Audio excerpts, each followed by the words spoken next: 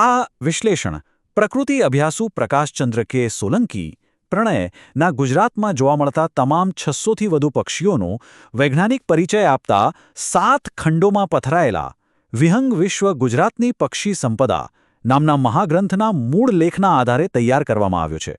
લેખકના ક્ષેત્રકાર્ય, વૈજ્ઞાનિક સંશોધનો અને સંદર્ભ સાહિત્યના ઉપયોગથી માહિતીને વૈજ્ઞાનિક રીતે સચોટ બનાવવા પૂરતો પ્રયત્ન કરવામાં આવ્યો છે. આમ છતાં આ એક AI જનરેટેડ વિડીયો હોવાથી જો કોઈ ક્ષતિ રહી ગઈ હોય તો તેને ક્ષમ્ય ગણવા અને કોમેન્ટ દ્વારા ધ્યાન પર લાવવા વિનંતી. ચાલો સીધા જ આજના વિષયમાં ડૂબકી લગાવીએ.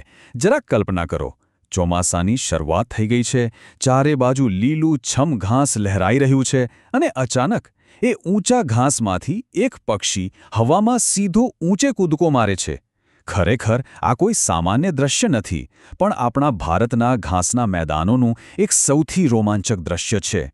આ જબરદસ્ત હવાઈ પ્રદર્શન કરનાર પક્ષી છે નર ખડમોર, જેને અંગ્રેજીમાં આપણે લેસર ફ્લોરિકન કહીએ છીએ. પ્રજનન ઋતુમાં હવામાં કૂદકા મારવાની તેમની આ સ્ટાઇલ એટલી જાદુઈ છે કે કોઈ પણ જોતો જ રહી જાય. તો ચાલો આ અદ્ભુત પક્ષીની દુનિયાને થોડી વધુ નજીકથી સમજીએ. હવે વૈજ્ઞાનિક નામો ક્યારેક થોડા અઘરા લાગી શકે, પણ આની પાછળની વાર્તા બહુ રસપ્રદ છે. ખડમોરનું વૈજ્ઞાનિક નામ છે સાયફિયોડિડ્સ ઇન્ડિકસ. 1782માં જોહાન ફ્રેડરિક મિલર નામના વિજ્ઞાનીએ આ નામ આપેલું. ગ્રીકમાં સાયફિયોડિડ્સનો અર્થ થાય છે આફ્રિકન બસ્ટાર્ડ જેવું દેખાતું પક્ષી, અને ઇન્ડિકસ એટલે આપણું ભારતીય. પણ તમને જાણીને મજા આવશે કે સ્થાનિક લોકો તેને લેખ અથવા લીખ કહીને બોલાવે છે. તમને થશે કે આવું કેમ? કારણ કે જ્યારે નર ખડમોર હવામાં કૂદકો મારે છે ને, ત્યારે તે આવો જ એક વિશિષ્ટ અવાજ કાઢે છે. છે ને કમાલની વાત? લોકોએ તેના અવાજ પરથી જ તેનું નામ પાડી દીધું. જરા તેના કદ વિશે વિચારીએ. આ પક્ષી બહુ મોટું નથી હોતું. લંબાઈ માંડ 45થી 51 સેન્ટીમીટર અને વજન માત્ર 300થી 700 ગ્રામની આસપાસ. પણ અહીં એક બહુ જ રસપ્રદ સાયન્ટિફિક ટ્વિસ્ટ છે. સામાન્ય રીતે મોટાભાગના પક્ષીઓમાં આપણે શું જોઈએ છીએ? નર મોટો અને તાકાતવર હોય, બરાબર ને? પણ ખડમોરમાં બિલકુલ ઉલટું છે. નર ખડમોર વાસ્તવમાં માદા કરતાં સહેજ નાનો અને વજનમાં પણ હળવો હોય છે. કુદરતની આ રચના ખરેખર આશ્ચર્યજનક છે. જુઓ, પક્ષી જગતમાં નર અને માદા અલગ દેખાતા હોય તે સામાન્ય છે, જેને આપણે વિજ્ઞાનની ભાષામાં સેક્સ્યુઅલ ડાયમોર્ફિઝમ કહીએ છીએ. પ્રજનન ઋતુમાં નર ખડમોર તો જાણે કોઈ રાજવી પોશાક પહેરીને આવે છે. એકદમ કાળું શરીર, બરફ જેવી સફેદ પાંખો અને સૌથી આકર્ષક તો છે તેના માથા પરના 3 લાંબા કાળા પીંછા, જાણે માથા પર કોઈ તાજ પહેર્યો હોય. બીજી બાજુ માદાનો રંગ એકદમ સાદો રેતાળ ભૂરો હોય છે. પણ આ સાદો રંગ કોઈ ખામી નથી હો. આ તો તેનું પાવરફુલ સુરક્ષા કવચ છે. આ રંગને કારણે તે ઊંચા ઘાસમાં એવા તો ભળી જાય છે કે મોટા મોટા શિકારીઓ પણ તેમને શોધી શકતા નથી, જેને આપણે કેમોફ્લાજ કહીએ છીએ. તો આ રાજવી પક્ષી રહે છે ક્યાં? એમનું સરનામું શું છે? ખડમોરને સૂકા કે ભેજવાળા ઘાસના મોટા મેદાનો અને ઊંચી ઝાડીઓ ખૂબ પસંદ છે. પણ અહીં એક શરત છે. તેમને માત્ર એવા જ કુદરતી મેદાનો માફક આવે છે જ્યાં કોઈ ખેતી ન થતી હોય, જમીન એકદમ અકબંધ હોય. આજે ભારતમાં તેમનું સામ્રાજ્ય મુખ્યત્વે ગુજરાત, રાજસ્થાન, મધ્યપ્રદેશ અને મહારાષ્ટ્ર પૂરતું સીમિત રહી ગયું છે. ખાસ કરીને આપણા ગુજરાતમાં સૌરાષ્ટ્ર અને મધ્ય ગુજરાતના ઘાસના મેદાનો આ પક્ષીઓ માટે સ્વર્ગ સમાન છે. હવે તેમનું વાર્ષિક ટાઈમટેબલ સમજીએ.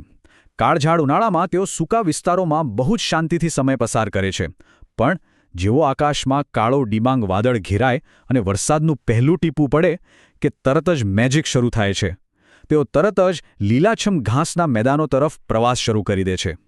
હા, તેઓ મોન્સૂન બ્રીડર છે. જૂનથી સપ્ટેમ્બરનો સમય એટલે તેમની પ્રજનન ઋતુ. વરસાદ સાથેનો તેમનો આ નાતો અત્યંત ગાઢ છે. તમને થશે કે આખો દિવસ હવામાં આટલા કૂદકા મારવા માટે આમને એનર્જી ક્યાંથી મળતી હશે? વેલ, તેઓ સર્વભક્ષી છે અને તેમની શિકાર કરવાની રીત બિલકુલ નિંજા જેવી છે. હવામાં ઉડવાને બદલે તેઓ ઊંચા ઘાસમાં એકદમ છુપાઈને ધીમે ધીમે ચાલીને શિકાર શોધે છે. મેનુમાં શું હોય છે? મોટા તીડ, ભમરા, કેટરપિલ્લર અને સાથે સાથે વનસ્પતિના બીજ અને કુમળા પાન. એક રીતે જોઈએ તો તેઓ ખેડૂતોના મિત્ર પણ છે, કારણ કે તેઓ પાકને નુકસાન કરતા જંતુઓનો સફાયો કરે છે. ઓકે, હવે આપણે આ વિશ્લેષણના સૌથી થ્રિલિંગ હિસ્સા પર આવીએ. લેકિંગ પ્રક્રિયા. માદાને ઇમ્પ્રેસ કરવા માટે નર જે મહેનત કરે છે તે ખરેખર જોવા જેવી હોય છે. સૌથી પહેલાં નર ખડમોર એકદમ તીક્ષ્ણ પીટ પીટ પીટ કે સિક સિક જેવો અવાજ કરે છે અને પછી સ્પ્રિંગની જેમ જમીન પરથી સીધો હવામાં હાઈજમ્પ મારે છે. અધ્ધરામામાં રહીને તે પોતાની શાનદાર કાળી પાંખો અને ગરદનના પીંછા ફેલાવે છે. માદાને આકર્ષવા માટે તે આ જબરદસ્ત શો વારંવાર કરે છે. આ ઊર્જા અને આ સમર્પણ ખરેખર કુદરતનો એક જાદુ છે. આટલા શાનદાર પ્રદર્શન પછી શું થાય છે? માદા ખડમોર, જે સ્વભાવે અત્યંત શરમાળ હોય છે, તે કોઈ ઝાડ પર માળો નથી બનાવતી. તેના બદલે તે ઊંચા ઘાસની વચ્ચે જમીન પર જ એક નાનકડો ખાડો ખોતરીને માળો બનાવે છે. અહીં તે સુરક્ષિત રીતે 3 થી 5 ઈંડા મૂકે છે. આસપાસનું ઊંચું ઘાસ એ ઈંડા માટે એક મજબૂત કિલ્લા જેવું કામ કરે છે, જે તેમને શિકારીઓથી છુપાવી રાખે છે. પણ થોબો, પ્રકૃતિની આ સુંદર કહાનીમાં એક બહુ જ ગંભીર અને કડવું સત્ય જોડાયેલું છે. જરા આ આંકડા પર ધ્યાન આપો. 90%! હા, તમે બરાબર સાંભળ્યું. છેલ્લા થોડા જ દાયકાઓમાં ખડમોરની વસ્તીમાં 90%નો ભયાનક ઘટાડો થયો છે. આ સાંભળીને જ રૂંવાળા ઊભા થઈ જાય તેવી સ્થિતિ છે. જે પક્ષી એક સમય આપણા મેદાનોમાં હજારોની સંખ્યામાં વિહરતું હતું, તે આજે પોતાના અસ્તિત્વની આખરી લડાઈ લડી રહ્યું છે. આટલી ખરાબ હાલત થઈ કઈ રીતે? કારણો બહુ સ્પષ્ટ છે. સૌથી મોટો ખલનાયક છે તેમના ઘર એટલે કે કુદરતી ઘાસના મેદાનોનો વિનાશ. આપણે ખેતી અને સિંચાઈ માટે એટલી બધી જમીન વાપરવા માંડી કે ખડમોર માટે રહેવા જગા જ ન બચી. અને જાણે એ ઓછું હોય તેમ ભૂતકાળમાં લોકોએ આડેધડ એમનો શિકાર કર્યો. ઘર છીનવાઈ જવું અને શિકાર થવો, આ બંને પરિબળોએ મળીને આ સુંદર જાતિને બરબાદીના આરે લાવીને ઊભી રાખી દીધી છે. વિજ્ઞાન અને કાયદાની નજરે જોઈએ તો સ્થિતિ અત્યંત નાજુક છે. IUCN જેવી આંતરરાષ્ટ્રીય સંસ્થાએ ખડમોરને ક્રિટિકલી એન્ડેન્જર્ડ એટલે કે અત્યંત સંકટગ્રસ્ત જાહેર કર્યા છે. આનો સીધો અર્થ એ છે કે જો હવે આપણે કશું નહીં કરીએ તો આ પક્ષી કાયમ માટે ગાયબ થઈ જશે.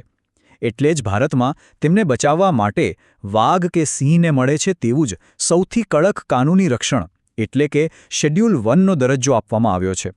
કુદરતી રીતે તેમનું આયુષ્ય 6 થી 10 વર્ષ હોય છે, પણ જો તેમની પાસે રહેવા માટે સુરક્ષિત ઘર જ નહીં હોય તો આ આયુષ્યનો કોઈ અર્થ નથી. તો અંતે આપણે એક બહુ જ મહત્વના પ્રશ્ન પર આવીને ઊભા છીએ. જો ખડમોર એ માત્ર એક પક્ષી નથી, તે આપણા ઘાસના મેદાનોના આરોગ્યનું જીવંત બેરોમીટર છે. જો ખડમોર સુરક્ષિત છે તો સમજો આપણું પર્યાવરણ સ્વસ્થ છે. પણ જરા વિચારો, જો આ ભવ્ય પક્ષી જમીન પરથી કાયમ માટે અદૃશ્ય થઈ જશે તો આપણા સમગ્ર ઇકોસિસ્ટમના ભવિષ્યનું શું થશે? આ માત્ર એક પક્ષીનો અંત હશે કે પછી એક મોટી પર્યાવરણીય હોનારતની શરૂઆત? આ વિચારવા જેવો પ્રશ્ન છે. આશા છે કે આ માહિતી આપણા સૌમાં પ્રકૃતિ પ્રત્યે નવી જાગૃતિ લાવશે. આ વિશ્લેષણમાં જોડાવા બદલ આપનો ખૂબ ખૂબ આભાર.